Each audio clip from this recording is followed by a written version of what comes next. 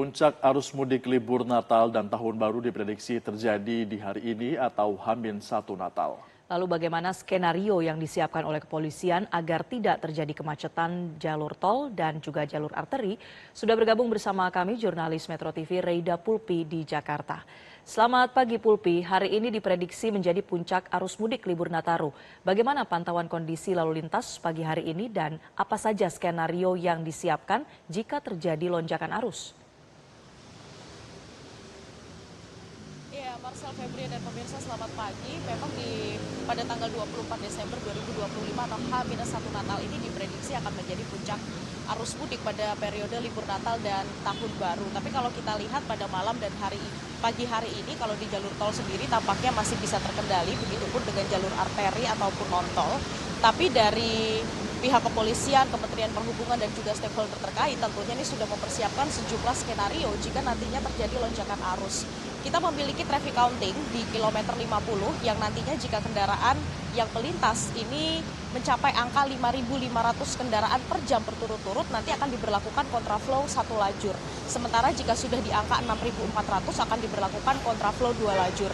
Sementara jika lonjakan ini masih terus terjadi tidak menutup kemungkinan akan diberlakukan one way sepenggal dari kilometer 70 hingga kilometer 188. Pun jika nanti ternyata skenario tersebut masih tidak bisa menampung kendaraan yang keluar dari Jakarta, tidak menutup kemungkinan kembali akan diberlakukan one way mulai dari KM 70 sampai KM 414 gerbang tol Kalikangkung yang ada di Semarang, Jawa Tengah.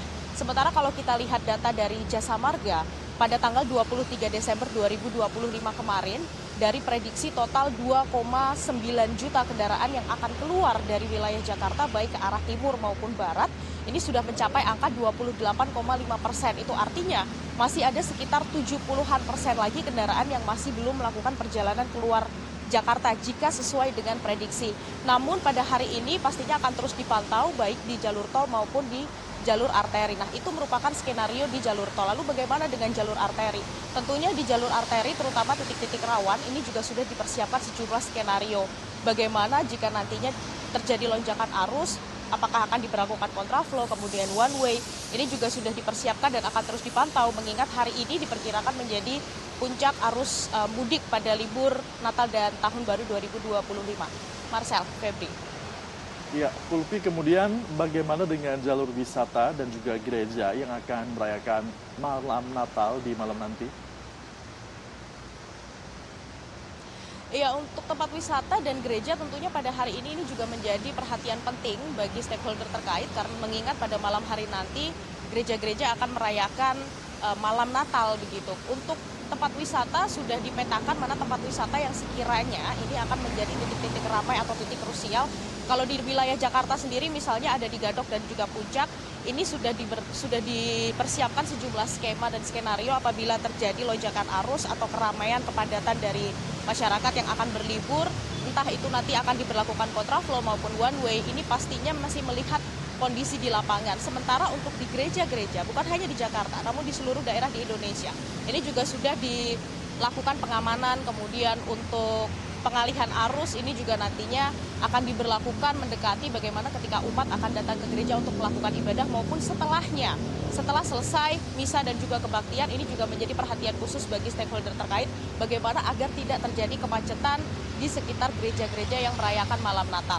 Tapi bukan hanya itu, pada periode libur Natal dan Tahun Baru kali ini kita juga menghadapi cuaca ekstrim sehingga dari Korlantas Polri, Kementerian Perhubungan, dan juga stakeholder terkait ini juga sudah memetakan daerah-daerah mana saja yang rawan bencana, baik banjir maupun tanah longsor.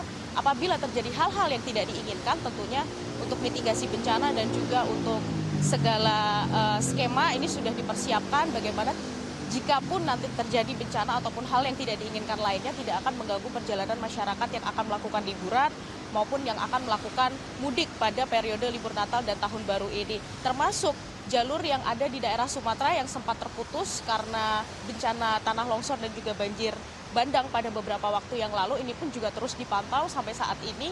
Ada sejumlah daerah yang memang sudah bisa dilalui, ada sejumlah daerah yang bisa dilalui namun dengan ketentuan-ketentuan kendaraan tertentu, ada daerah yang masih belum bisa dilalui. Ini juga terus dipantau bagaimana agar tidak mengganggu perjalanan masyarakat. Demikian, Marcel dan Febrian. Baik, Reda Pulpi, terima kasih atas informasi Anda langsung dari Jakarta. Jelajahi cara baru mendapatkan informasi. Download Metro TV Extend sekarang.